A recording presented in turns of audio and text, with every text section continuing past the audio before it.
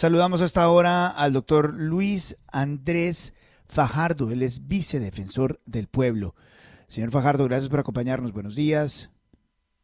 Buenos días, Luis Carlos. Un saludo para usted, para la mesa de trabajo de la FM y sobre todo para toda la audiencia. Gracias por darnos algunos minutos. Usted estuvo en Haití, ¿verdad? Sí, así es. Prácticamente toda la semana pasada. Toda la semana pasada, ¿cómo vio a los exsoldados colombianos? Nosotros logramos tener la visita del día jueves. Fue Sí. por intermediación de la OEA, fundamentalmente. La verdad es que el embajador de la OEA en Haití tiene mucha influencia y fue él quien logró mover esas puertas que estaban totalmente cerradas. Sí. Cuando entramos a la dirección central de la Policía Judicial, que es donde están detenidos, nos permitieron que ellos fueran pasando en grupos de dos. Algunos venían esposados entre ellos, otros esposados de forma individual. Nos contaron que llevaban allí 24 horas del día esposados desde el día que llegaron. Por supuesto estaban nerviosos, estaban tristes, no se notaban signos especiales digamos, de fatiga cuando, por ejemplo, no los dejan dormir, Sí. ni tampoco se quejaron de que no tuvieran alimentación. Tienen dos alimentos al día, pero lo que sí es grave es que están en una celda de 6x2, durmiendo uno al lado del otro. No tienen luz solar, no han tenido un abogado en todo el tiempo que ha pasado. No ha habido control judicial de ese hecho. Han sido interrogados sin asistencia de un abogado. Y hasta el momento en el que nosotros estuvimos, pues no había ninguna solución a ese tema que es claramente violatorio de las garantías procesales y de las reglas mínimas de detención, de las cuales también Haití hace parte. Esto que usted nos comparte, doctor Fajardo, violación de las garantías del proceso. Estos señores no han tenido debido proceso. Es decir, hoy por hoy, señor defensor, nadie sabe si son inocentes, si son culpables, si fueron ganchos ciegos, si realmente son unos asesinos, que son, y nadie los está escuchando y nadie los está defendiendo. Exactamente. El proceso está en una etapa previa, es la etapa de investigación que se hace por la Policía Judicial, pero aún en esa etapa previa, dentro de las 48 horas, así lo dicta el artículo 26 de la Constitución de Haití, ellos debían haber tenido el control de la detención por un juez, por una autoridad, que además debía haber solicitado a la barra de abogados que les pongan una asistencia. Eso no funciona muy bien allá, no funciona muy bien, pero esas son las reglas que debían seguirse. Y digamos, el control judicial, eso es una regla, eso es el habeas corpus, es una regla de 1600 que tiene que cumplirse sagradamente, pero no se está cumpliendo. Realmente nuestra gran preocupación es esa. No se va a poder saber la verdad, no va a haber un juicio justo si no se siguen esas reglas mínimas. Por eso el señor defensor el día de ayer con este informe le solicitó al secretario general de la OEA que interviniera ante Haití para solicitar que se le den garantías a los ciudadanos colombianos que están allí detenidos de respeto de su vida, de su integridad y sobre todo del debido proceso. Ahora, ellos están en la etapa previa, pero en el momento en el que un juez haga el control, los van a tener que pasar a un centro de reclusión, a una cárcel, que según nos dijeron, pues los mismos colombianos es algo que ellos están teniendo por su vida. Si los ponen en una celda normal, sin garantías y sin seguridad, pues la situación va a ser muy difícil para ellos, porque por aquello por lo que los están acusando, pues es sumamente grave, con muchísimos intereses políticos allá. Doctor Fajardo, buenos días, lo saluda Juan Lozano. En la información preliminar parece que hubiera inocentes y parece que hubiera culpables, unos que sabían y otros que no sabían lo que iba a pasar. Para efectos de su juicio justo, todos tendrían derecho a esa posibilidad. Sus interlocutores allá distinguen categorías, ya se advierte un grupo que pueda estar en una situación distinta frente a los otros, ¿recibirían tratamientos diferenciales? Juan, buenos días. Mire, el proceso ha sido sumamente hermético. Entonces, de la información que ha salido de la investigación, los interrogatorios que están llevando a cabo tanto la Policía Judicial como el FBI, que también los está interrogando, en realidad es muy poco lo que se sabe. Sin embargo, pudimos hablar con algunos abogados haitianos que conocen el proceso, que entienden las teorías penales que allí se aplican, y los que han visto, pues digamos, lo que se ha visto en las distintas noticias, y en efecto esa es parte de la teoría. Hay un grupo de colombianos que estaba dentro de la casa y otro estaba fuera de la casa. Por los chats que hay, se ve que hay al menos 2 mensajes distintos. A unos colombianos les dicen que van a trabajar en una operación para recuperar la democracia en el país, y que, digamos, va a ser a nombre de la OEA, perdón, de la DEA. A otros les dicen que van a trabajar en operaciones contra grupos delincuenciales urbanos. Entonces, efectivamente, incluso en la conversación que tuvimos, aunque a nosotros se nos tenía vedado hablar del proceso, sí fue claro que hay una diferencia entre quienes estaban allí, algunos con más preparación, otros con mucho menos preparación, algunos claramente nos dijeron que habían sido objeto de una trampa, nos dijeron caímos en una trampa, nos tendieron en una trampa y aquí hay políticos muy importantes que están participando y por eso tememos por nuestra vida. Señor vicedefensor, le pregunta Darcy Quinn, les contaba que algunos incluso le manifestaron a usted que es tan desesperante su situación que ojalá los extraditaran hacia los Estados Unidos. ¿Existe esa posibilidad realmente?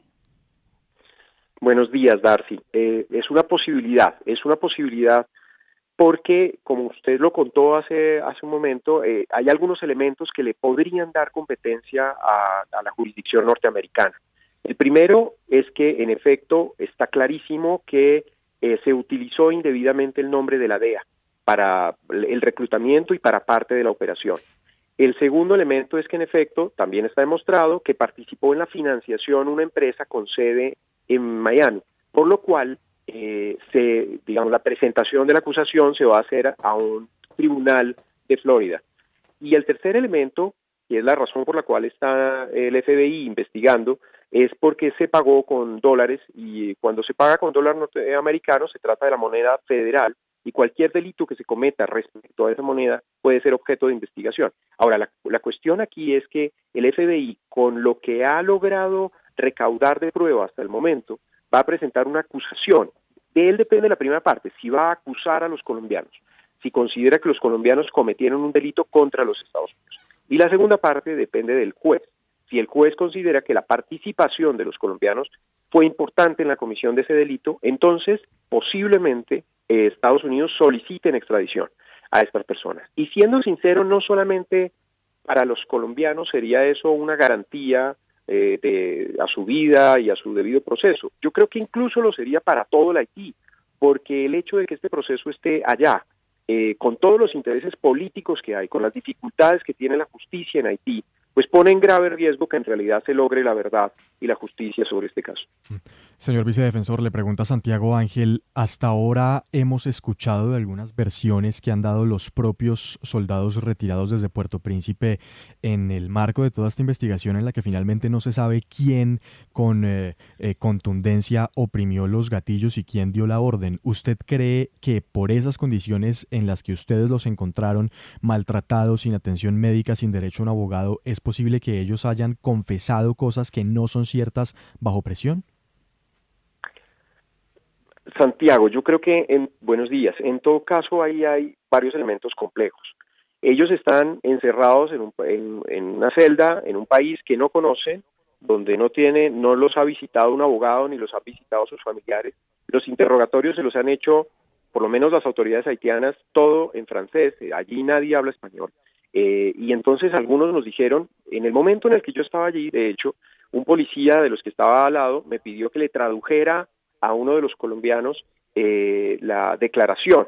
Estaba en francés, yo se la traduje y él me dijo que sí, que eso que decía ayer era cierto. En la declaración decía que había sido asistido por un traductor y él me dijo, pues una señora que nos dice unas cosas, pero yo no sé si es exactamente lo que me están preguntando o no, pero lo que usted me está leyendo, sí, yo reconocí a estos señores, era el reconocimiento de unos políticos que estaban con él en una foto, y él volvió y lo reconoció conmigo al lado, dijo, sí, este es fulanito, sultanito, etcétera. Entonces ahí, digamos, una cosa es lo que uno puede creer, pero en todo caso para eso existen unas garantías judiciales. El hecho de que estén asistidos por un abogado durante los interrogatorios, que deban tener un traductor oficial que los acompañe en esos interrogatorios y que el abogado pueda verificar que lo que les están traduciendo es cierto, pues es la mejor garantía. Ahora, si la pregunta es si había signos de tortura, no había signos de tortura y en general sí están golpeados, pero se nota que las heridas ya llevan un proceso de recuperación, de sanación, y esos golpes fueron los golpes, según ellos nos contaron, que hubo durante la captura, ¿no? La captura fue muy violenta, entonces todos venían, o bueno, hay dos que no, pero la gran mayoría venían golpeados de la captura. Vicedefensor, frente a toda esta situación que usted nos ha expuesto, le ha expuesto al país de lo que están pasando y viviendo ellos, ¿qué medidas están evaluando ustedes en la Defensoría? ¿A dónde van a acudir? ¿Qué van a pedir? Darcy, el señor defensor está explorando las distintas vías para determinar cuál es la mejor manera de lograr una protección. Ya nos hemos comunicado con los familiares porque queremos saber cuál es el estado de avance digamos, de su organización, si están organizados, qué han hecho, y con ellos vamos a conciliar algunas vías que estamos explorando, pero por supuesto que esas vías tienen que ver, por un lado, con lo que ya hemos hecho, que es hablar directamente con el defensor del pueblo en terreno. El defensor del pueblo se llama ya el protector del ciudadano en Haití, quien se ha comprometido con nosotros a hacer un seguimiento del caso, a hacer visita a los colombianos y a informarnos lo que sucede. Y la vía que ha resultado más eficiente ha sido la OEA, ¿no? Y la OEA tiene todo un sistema de protección de derechos humanos. Yo creo que por ahí va un poco el camino de lo que podemos intentar. ¿A ustedes cómo los trataron, doctor Fajardo? ¿Usted sintió hostilidad contra Colombia, hostilidad contra los colombianos? Juan, mire, nosotros nos reunimos de hecho con los colombianos residentes allá para hacerles esa pregunta, ¿no? Si ellos habían sentido que había estigmatización, porque hubo un hecho muy, muy grave, y es que el 7 de julio, cuando sucedió el asesinato, el director de la policía de Haití mandó un mensaje público diciendo hay que cazar a los mercenarios colombianos. Y en ese momento, por supuesto que los hombres colombianos estaban muy asustados, y realmente la captura fue muy violenta, entre otras, por ese llamado. Inmediatamente, y debo decirlo, hay que reconocerlo, el defensor del pueblo de allá, es decir, el protector del ciudadano, sacó un mensaje diciendo que no, que cuidado con ese mensaje porque eso generaba violencia, y un mensaje violento en Haití es una cosa muy grave, ¿no? Muy grave según nos dijeron. Entonces, que eso generaba violencia y estigmatización. Los colombianos nos dijeron que ellos sintieron mucho miedo al principio. Hubo algunos hechos de colombianos que trataron de salir del país porque, por ejemplo, pasan a República Dominicana a importar cosas y en la frontera les dijeron que necesitaban un permiso especial y luego se devolvieron y preguntaron por el tal permiso y el tal permiso nadie les daba razón. Por lo tanto, en algún momento sí estuvieron muy nerviosos, pero nos han dicho que en general en Haití los colombianos tienen buen recibimiento y que eso ya se ha venido calmando. Nosotros como funcionarios, igual que los funcionarios de la Cancillería que viajaron, pues lo que sentimos más que un rechazo directo por nuestra nacionalidad fue una situación en la cual claramente hay una inestabilidad política, social, porque el que murió era el presidente. Hay por supuesto muchos temores internos y muchas desconfianzas internas, y esa desconfianza se reflejó en nosotros. Realmente hubiese sido imposible lograr visitar a los familiares si no hubiera sido por la OEA, porque la solicitud formal que se hizo desde la Cancillería nunca la respondieron. Entonces, y eso fue así todo el tiempo. Mire, el defensor del pueblo de allá no se quiso tomar una foto con nosotros, y yo creo que no se la quiso tomar por todo lo que implica este caso y por las dificultades que implica esta circunstancia. Así es más o menos el ambiente.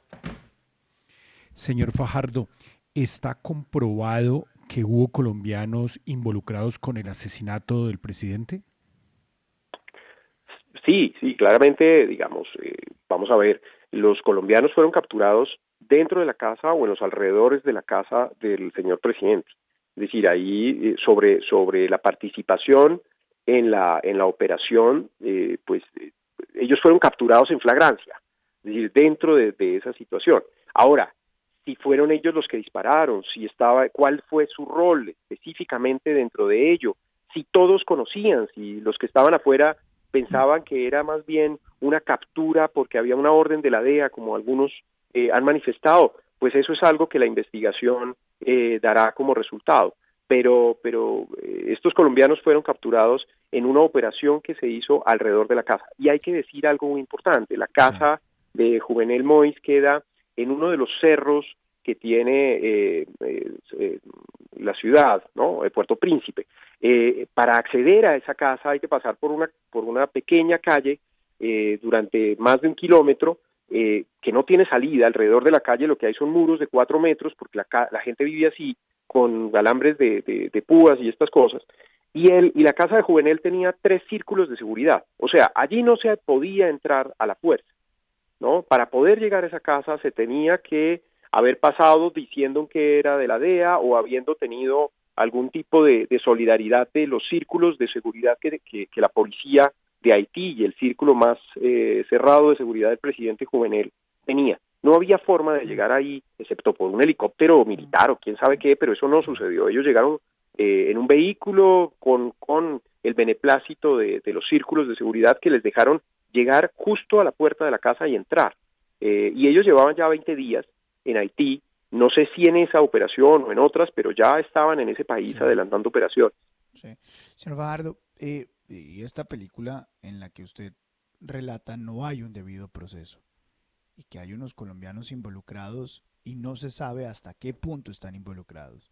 Y como usted lo señala muy bien, en este momento no hay una manera fáctica, incontrovertible, de que ellos mataron al presidente de Haití, ¿cómo se les acusa? ¿Ustedes van a darle algún tipo de recomendación al gobierno colombiano para que tome otro tipo de acción? Es que no tomar otro tipo de acción es simplemente dejarlos al abandono en Haití por una cosa que quién sabe, aunque todo parezca como en todas las películas, que ellos son los culpables. Claro, esa es la gran preocupación que tenemos. Hay que decir que dentro del grupo estaban 18 colombianos y 2 haitianoamericanos, ¿no? De hecho, bueno, también parte de la participación del FBI allá tiene que ver con esos 2 haitianoamericanos. El gran problema es que un juicio de esta magnitud, con todas las complicaciones, intervenciones, intereses políticos que puede tener dentro de ese país, y bajo la idea de que la justicia de Haití pues ha sido reconocida en varios informes, el último informe de la CIDH como una justicia que tiene muchas falencias, ¿no? Pues lo cierto es que es muy difícil que se garantice un verdadero juicio justo, tal como usted lo mencionó. Por eso es que nosotros le hemos pedido a la OEA que intervenga para que se garantice, primero que todo, la vida y la integridad, que es lo más urgente en este momento, la vida y la integridad de estas personas. Y por supuesto, en tercer lugar, el debido proceso.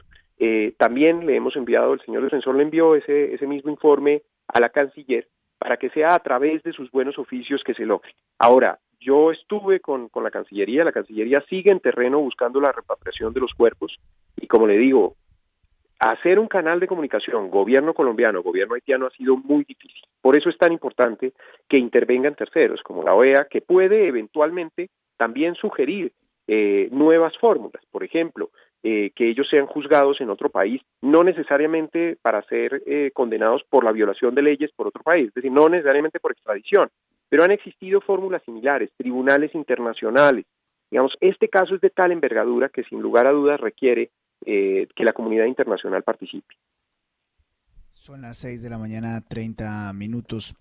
Señor defensor, muchísimas gracias por darnos algunos minutos aquí en la FM. Nos deja usted muy preocupados con esta situación. Es el vicedefensor del pueblo, el doctor Luis Andrés Fajardo, aquí en la FM. Muchas gracias, buen día. Buen día para usted, Juan Carlos, y a todos. Que Gracias. estén muy bien.